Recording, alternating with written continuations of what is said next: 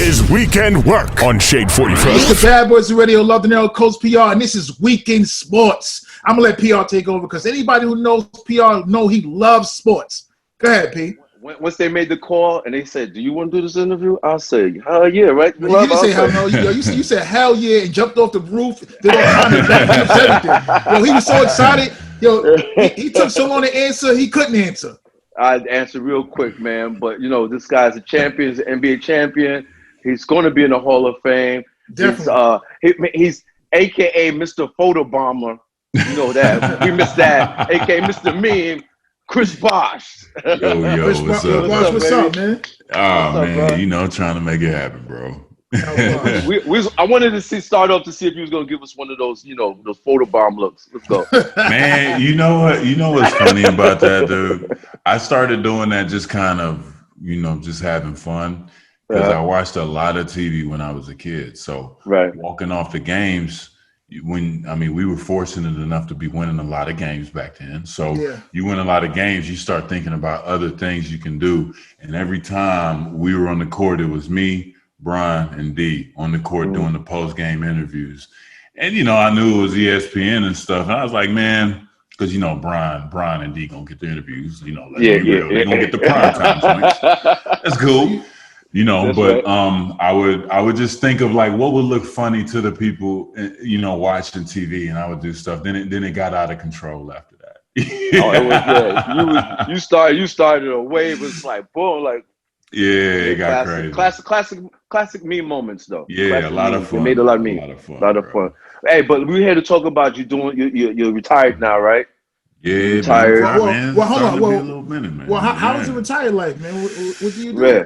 It's challenging, man. I mean, it's great though. I've been I haven't played basketball in 4 years. Mm-hmm. Yeah. How's your health? Matter of fact, how's your health? Health is great. I have no complaints, man. The family is great. My kids are great.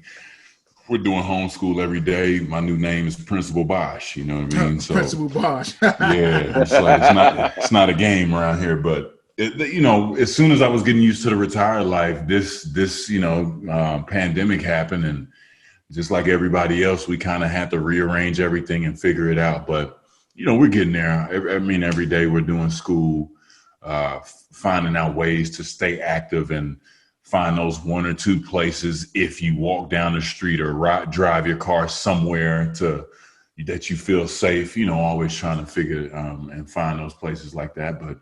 I mean, between that and making music and trying to make things happen, man, that's really been my my MO. What made you start doing music? Because we didn't think that Chris Bosh would have a record label. Yeah, I was the first time I had my first round with Blood Clots in 2015. I knew that I had to do something else one day. I thought I still had a lot more ball left in me, but I had so much free time where I said, man, let me find that other thing that really speaks to me. And man, I had a guitar in my hands. I started taking my guitar on the road, making my rookies carry it. Then I started making beats. Wait, which rookie carried your guitar? I gotta know. My guy Justice Winslow and Josh Richardson, my rooks, and Tyler Johnson. They know who they are. I hope they listen. Rook. Hopefully one day they'll have somebody carry their guitar. Oh, for sure, man. Bosh, bro. Bosh, did you always do music all your life, or you just started this at that time? So, this was my third time with the approach. Approaching it, all right. I think everybody at one point in time was writing bars and thinking they were going to make the NBA. Well, you made the NBA. You was one of those. I made the NBA. I stopped the bars about in the 6th grade. You know what I mean? The rap game. Wait. You were rapping? You were actually rapping? Yeah, because that's right. You did commercials. I had friends, it's like a thing. You have friends and, growing up, that's what you want to do. And then everybody's kind of doing the same thing. And I had another friend of mine. He came over with a keyboard. I think we were like 17, 18 around there. He came over with a keyboard and I started trying to learn how to make beats with him. He was like doing some underground stuff around the city and tried that, didn't follow through. Then I tried to learn how to play the piano when I was like around, in my early 20s. That didn't happen.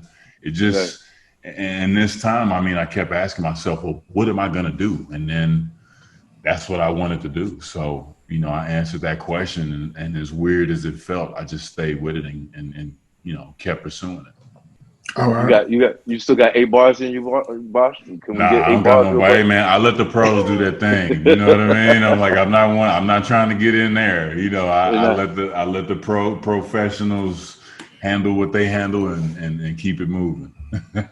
So you just doing beats, basically? You producing beats? Yeah, we make beats and produce. Tell us who you got on there. Who you working with? Yeah, so your label is Daddy Jack Records. Daddy right? Jack Records. Yeah. I knew I couldn't cheat the process as far as like, starting from where you have to start from and then finding that collaborator. You know what I mean? All my heroes found that collaborator, like Dr. Dre had Snoop, and that's all I needed to hear. So I said, okay, I need to find somebody.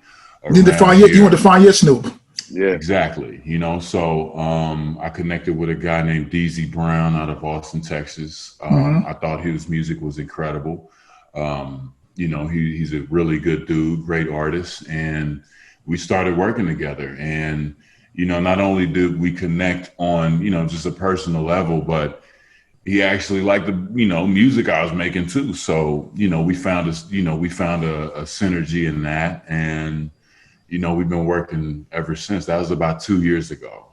So now we're to the point where we want to establish ourselves and give it a shot, man. You don't know what could happen until you shoot your shot. So that's what we're doing. So go ahead, introduce the record, bro. Let's get the people ready for this, man. Go ahead. All right. Yeah. So, man, are we the first to play? Are we the first to play? I don't know. I hope so. You know what? We are the first. We playing it, man. Go ahead. So, Gotta introduce it, Bosh. Yo, this is my song, first single, off of my label, Daddy Jack Records. I produced it. My artist, DZ Brown. I Want It All. And the video's out now too, right? You got a video for it? It's like what's the things called a lyric video. All right. Yeah, okay. We got more videos coming. We gonna let you guys know. I'm telling you, bro. This is gonna be y'all gonna get tired of me now. I'm telling you. All right, well, it's the Bad Boys of Radio. I don't think so, bro. It's the Bad Boys of Radio. I'm gonna get it on right now. Shade 45. This is Weekend Work on Shade 45. It's the usual suspects, Bad Boys of Radio, Coach PR, DJ Love, Dinero, Chris Bosh, superstar Chris Bosh. And now he's a producer, trying to be the super producer. He's trying to come in or take over all the games. Next thing you know, he's going to want to take our jobs, Love. Yeah, I know. Guy here, man. Impossible. I saw you in a commercial, bro. It was a car dealership commercial. Yeah. Which one was it? You had a few of them, right? Yeah, I've had a few of them. I haven't rap. I think you were asking me, did I rap? I didn't rap in any. Right. That was. You didn't rap in that one. No, I was supposed to. That was like a Nike commercial back in the day. I was supposed to do it, and something happened. But I think like KD and Rashard Lewis, and I forgot who else was in it. That was dope. But I think the last, I've been in some rental car commercials, like rental car. You gonna be planning to do any more commercials or anything like that? Man, the opportunities come, and they go. They're more going right now, but as things come up, I just try to have fun. Anything I connect with and anything that makes sense, I try to have fun with, man. So every now and then. Now, Bosh, I want to ask you, right? How do you feel about the NBA and the whole bubble situation? Because 3 or 4 months ago, my co-host over there, he wasn't down with the NBA. He felt they should move it to next year. I was telling him, no, let them do it. Let's get this 2020 trophy out the way, and we move forward to next year. How did you feel when they first came up with the idea of doing it? You ain't gonna finish to say that I was happy with it. No, I don't want to hear happy. You was against it. So I want to know how he felt about it in the beginning when he first heard it. He was trying to put it together. Yo, I loved it. I think they did a great job. I think they did a phenomenal job in doing it. Yeah, it was a weird experiment. Let's just, call it what it is, but it was successful. you don't want to have to cancel a season. Yeah. If you know, and if you can do that, and I mean, no positive test the whole time, you know, they have to feel special about that. Right. You know This is what I was trying to. to tell this guy. Yeah. Yeah, but you know, who would have known that? But The way they did it. Bad. Well, I think, and most importantly, good example. Yeah, and I think most importantly too, the message got amplified as far as like, Black Lives Matter and police brutality and all that stuff. And I mean, I've said it before, games got canceled. Playoff games got canceled. There was a stoppage in play because certain things had to be met, and the players made certain demands. So, if anything, learning how to finish out a season amid a pandemic and setting a precedent for what power the players actually have. I mean, and learning that's a great thing. Now, how did you feel when you seen your team go all the way to the end? I felt great for him, man. I mean, it was not tough finals to watch. I stay out of it because I'm not playing. I have people on both sides. I have very close friends on both sides, damn near equally. Of course, you guys know how special the Heat are to me, but the Lakers, man, I know the GM, I know, Bron, I know the coaching staff. I know, one of the guys on the staff, Miles Simon, he's the assistant coach. I've been working with him since 2011. He's been a close friend of the family. I keep my opinions out of it, and I just want to see the guys compete. It does suck losing. Somebody does have to lose, and it's tough. It's great. You feel so happy for the guys that do it, but then you have the complete opposite on the other end. And I'm just proud of the dudes from the Heat for even just having that determination to really go for it, because so many people are scared. You know what I mean? It's hard to win just one game in the NBA. To get to the finals is damn near impossible. And, nobody thought that they could do it, but I mean, they grinded. Nobody's seen that. Nobody's seen that happen. Nobody saw that coming. Yeah. No, nobody saw that coming. You want to know the funny thing too? I knew there were going to be a problem in the bubble. I didn't think they were going to make the finals. Right. But I was like, okay, they in the 5th seed, man. Those dudes right there, if they get in the bubble, you lock them in with the bubble. I don't, even if you beat them, you're gonna be sore. That was a tough out. That was definitely a tough out. And that's a part of it. But I'm proud of those guys for just their effort they showed. I got to ask you a question that people are very tired of talking about and hearing about, but I have to ask it. Yeah, I already know what you're about to say. Are you going to give him the GOAT status? The king? Would you give him the GOAT status? I don't like the GOAT status, man. How can you give the GOAT status, right? I mean, it's impossible to even do that. And even I've never talked to Bron about this, but even if you asked him, he would be uncomfortable. Even if you said that to him, that would make him uncomfortable, because it's been so many guys to pay that way. You know what I mean? Kobe and, Kobe, Magic, and Kareem, we don't even talk about, and Tim Duncan, we don't even talk about those guys. Right.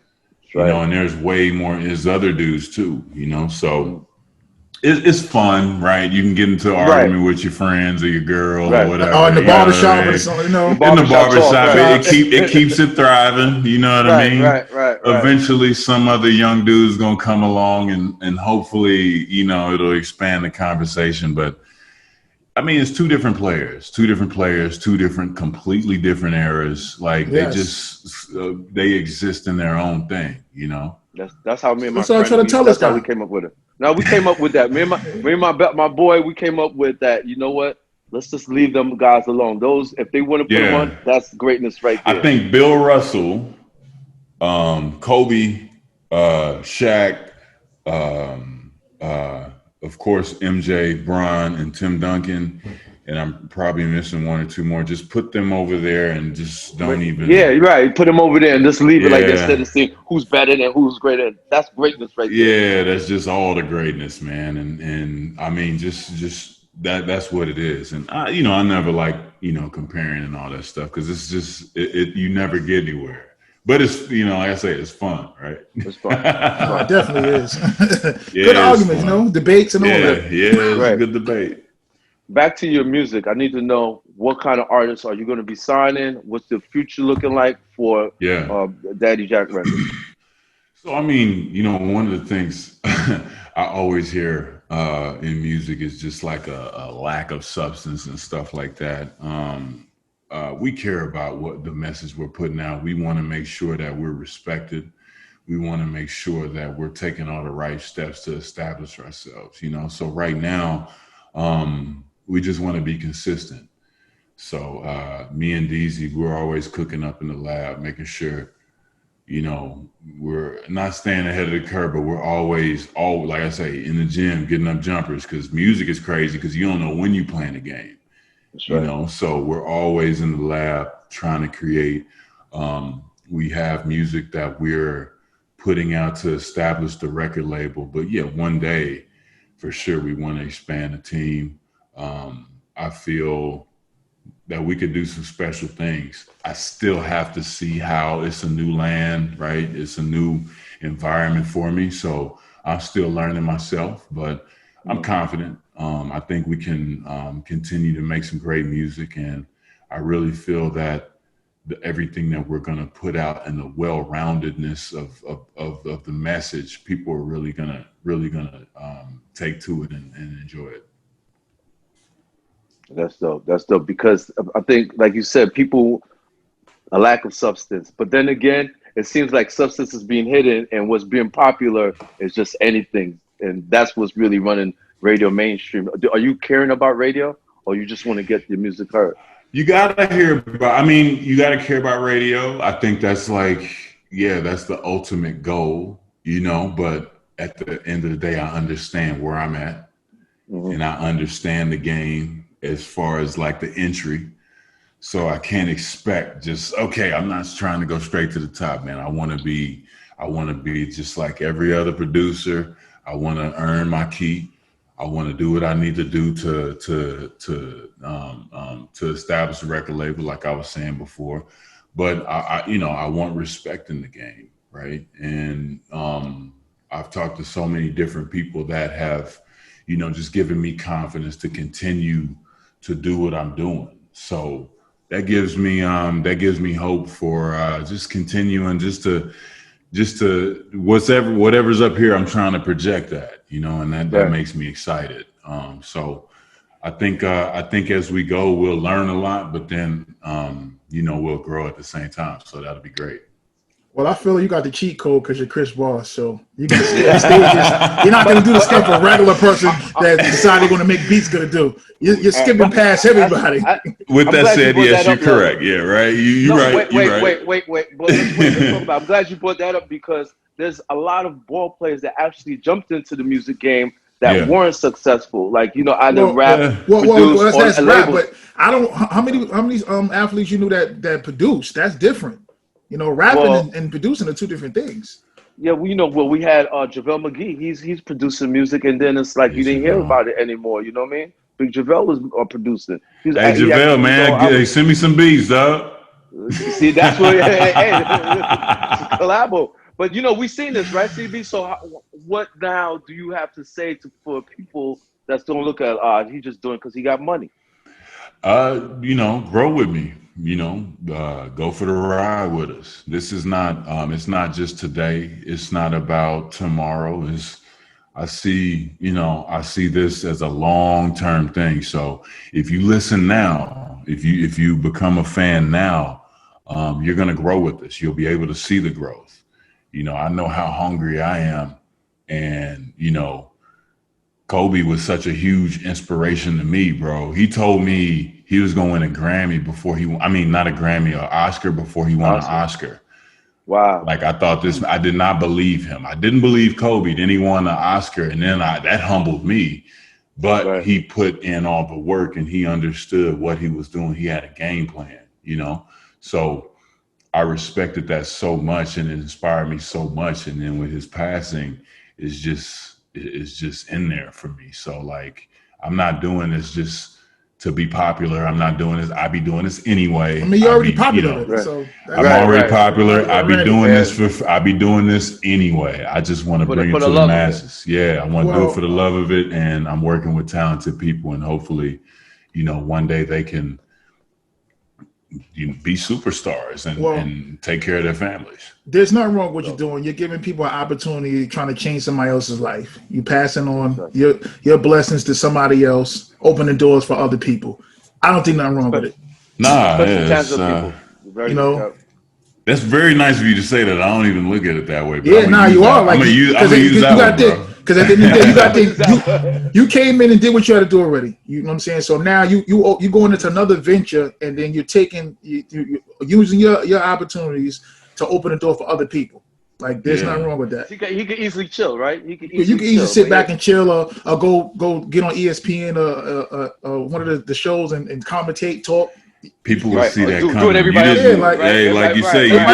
You didn't see the music coming, right? You didn't see no music coming. They go Bosh on. Okay, all right, cool. What's happening tonight? Are you being a coach to one of the teams? And doing one of those things, Yeah, you can see this is like left field. He can turn it to Diddy and be all up in the video. All in the video. The memes and all that. Yo, man, CB, we appreciate you, man. Yo, we got you, man. We got your back. So it's dope music. Love got you, bro. I definitely got you, man. I'm gonna send y'all some stuff, man. I think I'm playing. Be ready. Man. Hey, man, we ready, man. As long as it's dope, we with it, man. Thank you, man. All right, my brothers. Thank you, man. The Bad Boys of Radio. Bad boys. What you gonna do? They're taking over the airwaves. So turn your radio up. Weekend Work is now on.